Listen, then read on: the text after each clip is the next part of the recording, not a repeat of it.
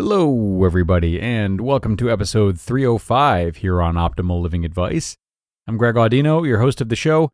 Happy to be with you once again, and once again prepared to answer a question submitted by one of your fellow listeners. This is a longer question today, very well composed, so listen closely as I read it for you. We're going to jump in right now and start optimizing your life. I'm writing this email to you as my parents' 25th marriage anniversary comes to an end, though it hasn't been a healthy one for a long time now. They've stayed together for years, be it with daily bickering, sharp unnecessary snaps at each other and respective family, and on some occasions, violence. I struggled with this for a long time, but over the years have come to accept it for what it is, and I've been waiting for it to eventually derail. I've also let go of associated guilt I had felt, a work always in progress. My mother has been, for over a year now, talking about divorcing my father. However, she has so far managed to find reasons to put it off. 6 months ago, I was diagnosed with HIV, and my mother found out that I prefer men. I feel that this is also one of the reasons why she keeps putting it off. My father, who has no idea about the aforementioned, because she doesn't wish anyone else to know, has no intention of adjusting with us, and we've tried to adjust along for a long time already. Though I want to stay by her side during this difficult transition, it has started affecting me badly. I empathize with the entire situation, but don't want to end up pitying myself again, for that'll undo all of the progress I've made. I want to move out of this household and settle on my own. Any mention of this intention of mine would lead to us having an argument and ending up hurting each other. How do I make her understand that more waiting isn't doing any of us good in this Cold War, and also about wanting space to grow into my own self? All right, Asker, and a massive thank you for opening up about this. It's a deeply personal question, and I feel really privileged to have been granted with your trust when it comes to this extremely important crossroads in your life. You know, one thing that I'm so glad you mentioned is the associated guilt that you felt over the years, and the pride that you take in being able to say that you've overcome a lot of it, though you still feel it's a work in progress. Now, I can't help but to feel as though that particular line hovers over this entire question. It seems clear to me that a big goal of yours is a healthy amount of detachment from the pain that your parents have brought to your life. Not to say that it's been all pain, of course. Not wanting to erase them from your life, yet not sticking around to fall in line with whatever they say and whatever example they put forth. You're right, you've certainly made a lot of progress, but you're also right in that you're certainly still a work in progress. And I say this because if it weren't for some very natural guilt that remains, you probably would have left by now. And while this may make you feel exposed in a negative way, I want you to know that this actually is really exciting to me, because what lies before you is a real opportunity to keep up this work that you're doing on yourself and reach the next level of it. Lying before you is a chance to build upon the emotional releasing that you've already done so well by way of physical release or moving out. But mind you, this is going to require more bravery than you've had to summon before. See, this time you have to take a strong, active role in your progress. And I don't know how much you've done this in the past, but from what you've told me here today, it doesn't sound like it's been a ton. Waiting for the marriage to eventually derail, that's a passive role taken towards progress. Your mom finding out by accident that you're attracted to men is passive.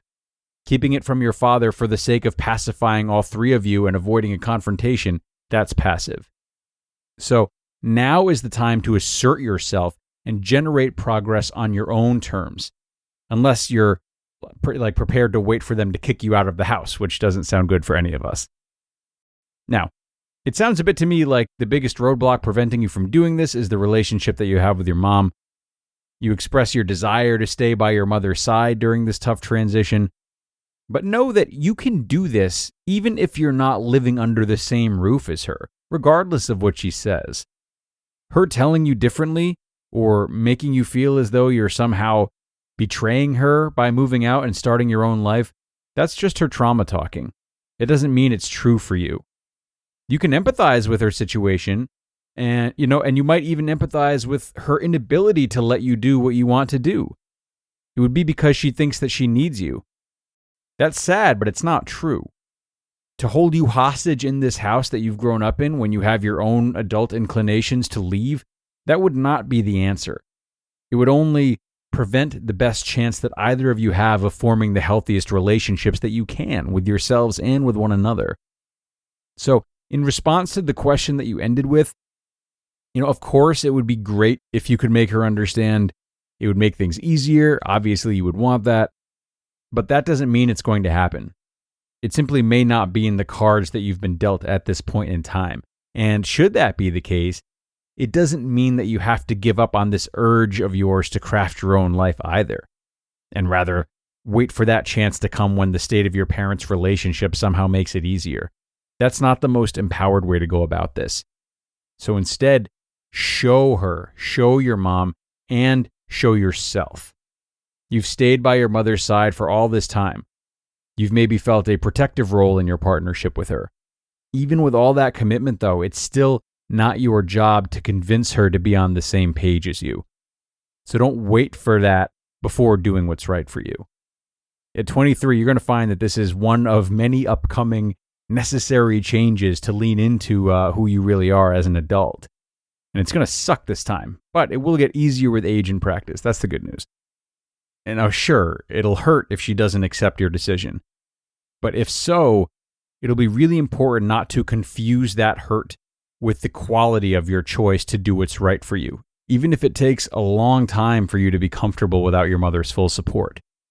But if she or your father are worth keeping in your life, right, that is to say that they love and support you for who you are, then they'll come around eventually after doing their own healing.